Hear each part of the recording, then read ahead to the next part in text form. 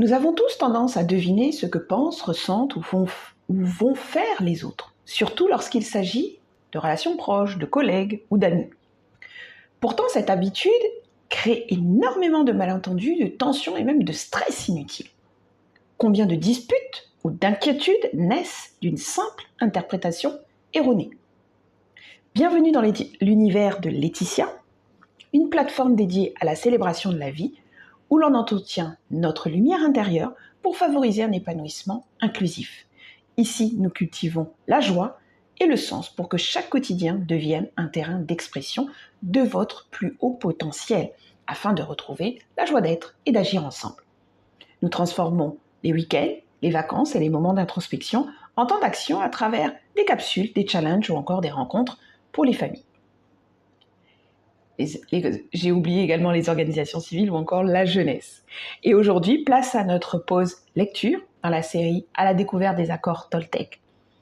Nous allons explorer ensemble le 3e accord, ne pas faire de suppositions, un thème qui touche bien entendu tout un chacun et qui nous invite finalement à clarifier la réalité, à chercher finalement la vérité plutôt qu'à imaginer et entretenir une histoire dans notre tête. Parce qu'au fond, ne pas faire de suppositions, oui, c'est un peu jouer les inspecteurs gadgets. Mais c'est aussi et surtout, poser des questions au lieu de supposer. Lorsqu'un geste, une parole, un silence nous surprend, demander directement à l'autre ce qu'il ressent ou ce qu'il voulait dire va nous permettre d'éviter de créer des scénarios dans notre esprit parce que notre cerveau est spécialiste pour combler le vide. 2e point, on va communiquer clairement ses besoins et ses limites. Si on reste dans le flou ou dans l'interprétation, nous laissons la place aux suppositions. Exprimer ce que l'on a vu, ce que l'on a compris, aide à réduire les malentendus parce que ça permet de les clarifier. Et de dire, oui, tu as peut-être vu ça, mais en fait, ce n'est pas ça. 3e point, c'est observer sans juger. Tout comportement ou parole de l'autre reflète sa perception, son vécu, et non une attaque personnelle. Ne pas supposer, c'est finalement se rappeler que la vérité appartient à chacun et que nous ne pouvons pas connaître ses intentions avant de demander. Autre point, c'est accepter que l'autre puisse penser ou agir différemment.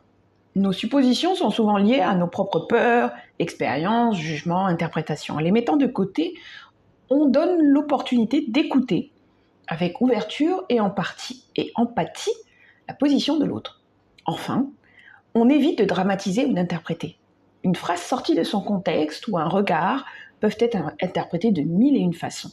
Et faire le choix de vérifier avant de juger va préserver votre sérénité et aussi les relations. Alors aujourd'hui, quelles suppositions faites-vous régulièrement? Combien d'inquiétudes ou de conflits pourraient être évités si on osait demander, clarifier et écouter avant de conclure? Prenez un instant pour observer. Quelle réalité pourriez-vous découvrir en laissant de côté vos suppositions et en ouvrant le dialogue? Merci d'avoir pris ce temps avec nous dans Laetitia. Peut-être que certaines choses résonnent ou ressurgissent en vous. Laissez-les cheminer.